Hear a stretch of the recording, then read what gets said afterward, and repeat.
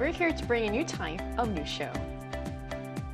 New insights, new styles, and new topics every day. We are News Generation. Bringing news just for you. It's Monday, April 27th here in Seoul. I'm Isujin, and this is News Generation. Joining us today is Q.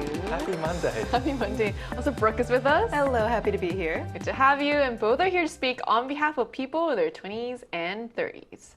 So we're kicking off a brand new work week, and what better way to shake off the Monday blues than diving into a story that captured the nation's attention. So it's one that had people glued to their phones, refreshing updates, and sharing concerns in real time. And interestingly, it wasn't about politics or the economy, but something far more unexpected. So what animal escape recently had the whole nation on edge, Kyun? Right. It wasn't about anything about politics or the economy, oil prices, which country seized which ship. It was actually about a 2-year-old male wolf that was born and raised in a zoo called World, located in Daejeon, which is between Chungcheongbuk-do and Chungcheongnam-do province. Now, Nukgu, the name of the male wolf, escaped from the zoo on April 8th and was caught alive after 9 days on the 17th. Local authorities was on the lookout, including many Daejeon citizens in search for Nukgu, as it wasn't the first time an animal had escaped from this particular zoo. In fact, it caught the whole nation's attention as everyone hoped for the safe capture of the animal. At the same time, it raised awareness and concerns about the safety and poor maintenance of zoos across the nation and whether enough care was given to these caged animals, and also if zoos are absolutely necessary in today's society. So it is quite remarkable how quickly people rallied around this story. And despite the scare, it's a relief to hear, spoiler alert, that the wolf is safe and recovering well. So it also raises questions about how such incidents are managed. So what changes are being currently discussed to prevent future escapes, bro? Well, first, I will say I was pretty surprised to hear about this story because there's CCTV everywhere in Korea. I thought, how could this happen? And I'm not the only one with questions. People are definitely wondering what happened at this zoo that this wolf was able to escape. So according to them, they said that because Nukgu's habitat was a 3,300 square meter open safari, not a confined animal enclosure, they said it was not very easy to spot him among the other animals roaming there. Additionally, they said that he managed to evade CCTV cameras because he escaped by digging under the fence of the area during the early morning hours, and he exploited blind spots in the surveillance system. Quite a tricky little guy. And the zoo said that they do conduct daily inspections, but they only realized something was wrong after he was already missing, and then they went and they checked the CCTV footage. So people are still kind of waiting to see what the investigation brings about there. After the incident, both the Daejeon mayor and the head of the city corporation issued formal apologies. They acknowledged the concern that this caused for residents, and they promised a full inspection of the zoo to figure out how this happened and what they can do moving forward to prevent it. That really is one smart wolf. And it also really highlights how even well-intentioned systems can fall short when it comes to managing wild animals, especially in large, more open enclosures. It's not just about how much space is provided, but whether that space can be effectively monitored and secured at all times. And that's why we're going to talk more about this. But first, let's take a look at the screen.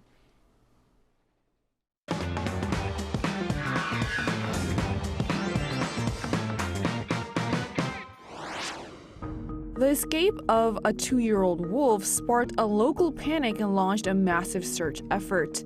The story quickly drew attention not only across the country but around the world as concerns grew over whether the animal would be safely captured. Today on News Generation, we take a closer look at why this particular case resonates so strongly with younger generations, how it reignited concerns over repeated animal escape incidents, and how it's now fueling broader debate over the state of zoos and animal welfare. Just as we saw in the video, what started as a local incident quickly turned into something much bigger. So this wasn't just about an escaped animal. It became a story people felt personally invested in it, especially a certain age group. So why did this case resonate so strong, especially with the younger generation's community? The escape of Nuku grew widespread public attention to the point of getting the nickname the national wolf, and it inspired many countless memes from made from the younger generation. Now, during the search, crowds of citizens gathered at the scene hoping to catch a glimpse of him, and some even actively joined efforts to find him in order to prevent him from being shot or dying, as he had apparently no experience of living in the wild. And experts were saying time was ticking, saying that the golden time had almost passed, but luckily he was captured alive and he's actually, doing quite well, being returned to the world. Now, even a tracking tool app called Where Are You Going, Nuku Map was even launched by a citizen to help locate Nuku.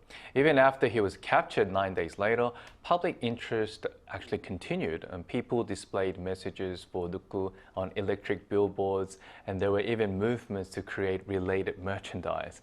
Even some citizens concerned about his well-being after his capture requested live video updates and even live streaming from the zoo, not just being provided with photographs. They actually wanted to see him, how well he was doing, whether he was really adopting well back in his home. But I think from what I've read, he's actually doing well, and experts are even saying that he's coping well after coming back. Hearing all of this makes me think maybe this was part of his big plan. He's literally now on the map. Just put him on the map. Yeah, he's a smart little, He tricky really little is. wolf. Yeah. So it's fascinating how this went beyond simple curiosity and turned into active participation, even in fandom-like behavior.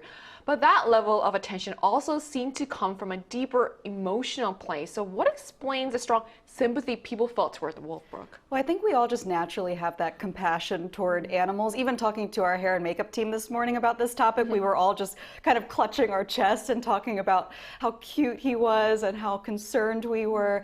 And I think that concern came from, like you mentioned, there could have been predators out there. He could have not survived in the wild. Everyone was very, very worried about this little guy. And a lot of people also felt seeing these images that, animals are meant to be out in the wild. They're not meant to be confined in a zoo. So it kind of sparked a lot of controversy in that front as well. But in this case, thankfully, the search did not end in a sad outcome. We did get to see him get a safe return, which is wonderful. I think another reason why this case resonated so much is that Nuku, he's not just any wolf. He's quite special because he's part of a restoration effort for the Korean wolf, a species that is now considered virtually extinct in the wild. So I think people weren't just worried about this one animal, but also what he represents. He's kind of a symbol for conservation and biodiversity, and so it was more people being very worried about the dreams and the hopes that they had for this effort. Also, the scale of the search, like we've been seeing in the footage on screen, oh my gosh, there's drones and thermal equipment. I mean, people went all out. There were hundreds of personnel, police, firefighters, and citizens themselves. Like we said, people made applications for the purpose of trying to find this wolf. So I think just the sheer scale of the search for him really made people feel more connected to the story. Right, so that emotional response is quite telling, and it also points to a bigger pattern. And that's because this wasn't an isolated case. So how are repeated animal escape incidents actually becoming a growing concern, Kim? Now, I am sure that many people, including all of us, remember the escape of a zebra named Tero back in 2023 at the Children's Grand Park. That is actually located very close to Seongsu-dong, which many of our international viewers actually know. Yeah, as you see on the screen right now, He's you see Tero roaming around in the streets. Impossible to forget these images. Yeah, so when I first saw this, it went viral almost like in real time through social media. And I actually thought it was like an AI-generated video, or even like watching like animation in real life. And the picture that was taken of Sero actually staring at a delivery man in his motorbike in the alleyway. I think it's that alleyway. Like I said, everyone thought it was like a deep fake, or because it was so surreal. Such a big meme as well. Exactly, it became a huge meme as well. But this incident too was caused by poor management on the part of the zoo and an artificial living environment they actually created for Sero, which did not suit Sero's natural behavior. and surroundings. So it raised more concerns of the lack of care given to animals, locked up in zoos where everything seemed artificial. But since this incident, many doctors actually painted other zebras on the wall of where Settle lived, and that helped him to actually overcome his traumas of losing his family, I think, parents. So there have been efforts, but I think this raises more, the recent incident of Nuku escaping raises more issues about zoos taking enough care of these animals. And when you look back at this case as well, and there's also been several high-profile cases that have raised similar concerns about safety and management. So what are some other cases that sparked similar controversy? Well, in fact, citizens and animal groups were calling for capture alive, don't kill in the case of Nuku, in part due to previous cases. For example, in 2018, there was a puma named Borongi who escaped from World, the very same place that we're talking about today. And at the time, the puma slipped out while a keeper had left a door open and was unfortunately killed 4 hours and 30 minutes after that escape. Then again in 2023, a 20-year-old lioness named Sasuni was shot dead after escaping from a private tourist farm, killed within just about an hour. And apparently that animal did not show signs of aggression. So people were very upset about it, saying, was that lethal force really necessary? And it made people, I think, a lot more concerned in the case of Nuku as well, that perhaps it would end up in the same outcome. But again, as we've been saying, fortunately, he is back and recovering well. But these repeated incidents do raise bigger questions about zoo environments in general, which I believe we're going to get into now. And as these incidents stack up, and there's quite a number of them, they're no longer seen as one-off accidents, but signs of a deeper issue. So what broader concerns about zoos themselves are, in this case, bringing up? That's a good question. As most animal escape incidents have been caused by inadequate care and environments that fail to consider the animal's needs, criticism of zoos in general have been growing. There have been questions raised on the lack of animal caregivers in numbers compared to the total number of animals that need to be taken care of. In fact, 74% of Korean adults responded that current zoo practices need to change. In particular, if you take a look at the screen, compared to older generation who are more accustomed to the traditional exhibition-style zoos, the MZ generation, the younger generation, who tend to place greater importance on animal welfare and animal rights, showed a significantly lower rate of believing that modern zoos provide educational value to children. Less than 3% of adults in their 20s said zoos have any sort of educational effect on children, and around 6% of adults in their 30s said yes to educational benefits, while over 30% of adults in their 50s said it does, showing a stark contrast among the younger and older age groups when they think about zoos and educational benefits to children.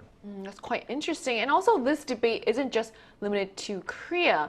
Similar conversations have been happening globally as well. So how are other countries addressing animal welfare in zoos? Well, in the United States, we have something called the AZA, which is the Association of Zoos and Aquariums, that sets and enforces strict standards in order to protect animal welfare.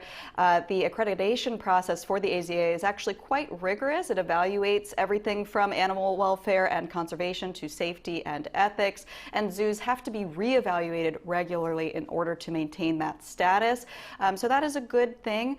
I will also say that I think public perception really puts the pressure on to make sure that zoos are operating in a safe way. For example, the documentary Blackfish really changed a lot of things in this industry. It exposed the treatment of captive orcas, and it shifted public perception not just on marine environments, but zoos in general and how we are treating these animals that are in captivity. A few years later, we had Tiger King. It was a very viral TV series, and it drew attention to the poor conditions in these private and small-scale zoos that are not accredited by the AZA. So there need to be efforts to make sure that there aren't any oversights and zoos that are operating without accreditation, because the animals there need our help. So even though efforts are happening, there's still a lot to be improved, I would think. So it's important for us to have discussions like these. So while awareness has improved, the gap between standards and reality still remains, leaving plenty of room for further discussion on how animals should be cared for moving forward. And that's why we also wanted to hear directly from our viewers. So we ran a poll on the IDA News YouTube channel asking, should zoos be abolished? And here's what the results showed. So about 79% said zoos should improve conditions rather than be abolished, while 13% supported abolishing zoos altogether for animal rights reasons. A smaller 6% believe zoos are fine as they are, and 2% said they were not sure. So it's quite telling that nearly 8 in 10 people aren't calling for zoos to disappear, but to do better. And that suggests the debate isn't so much about whether zoos should exist, but about how they operate and whether they can meet rising expectations around animal welfare. So to gain a deeper perspective, we're going to be joined by a researcher from an animal welfare advocacy group. And that conversation is coming up right after break, so don't go anywhere.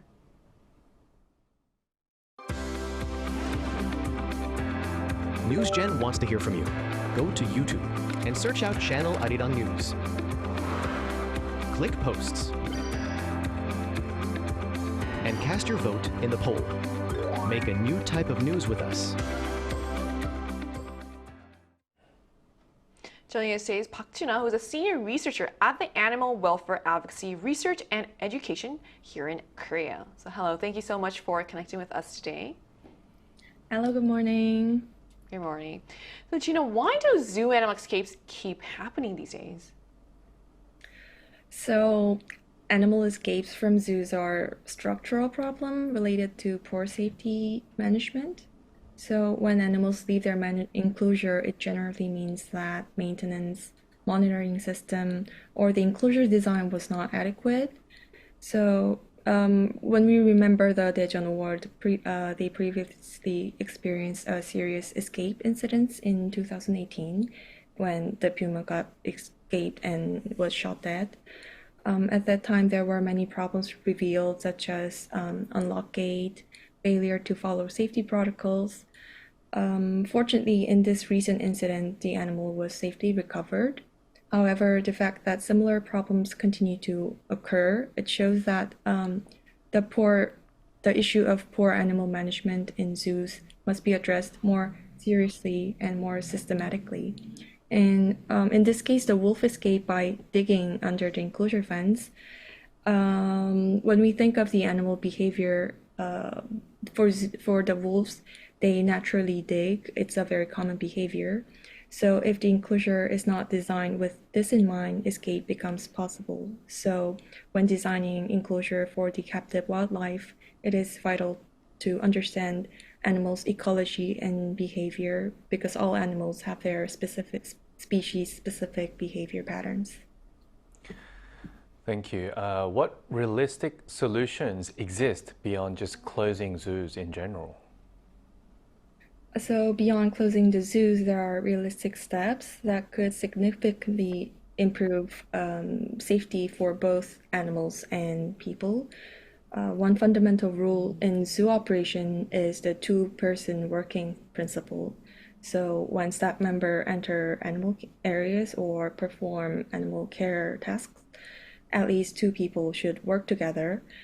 Because if one person makes a mistake or misses something, at least one other staff member can respond quickly. Because animals in zoos, they are entirely dependent on human management, human mistakes can easily lead to dangerous situations. So that is why adequate staffing is essential. However, in many zoos, this very basic principle is not consistently followed. And one major reason is the shortage of staff. They don't have enough zookeepers or veterinarians, so it makes it difficult to maintain proper safety procedures. And in addition to staffing issues, of course, many zoo facilities have they really have to make improvements for the enclosures environment. While conditions vary between zoos and zoos in South Korea. A significant number of facilities still operate with like outdated environment or inadequate enclosures and safety systems. So Addressing these issues would be important to make steps toward preventing future incidents. Some very good points there. Thank you so much for your insights today. We have one last question for you. What changes by policymakers and the public could best improve animal welfare? So, to give you the background, in Korea, there are about 120 zoos across the country, and except for 26 public zoos, most are privately operated zoos. And unfortunately, many facilities still have poor conditions, and animal welfare is often compromised because the environments in management they do not adequately consider animals' species needs. And also in many zoos, they run close contact programs, if you have heard of them. So close contact, which means touching or feeding the animals, and it's for commercial attractions.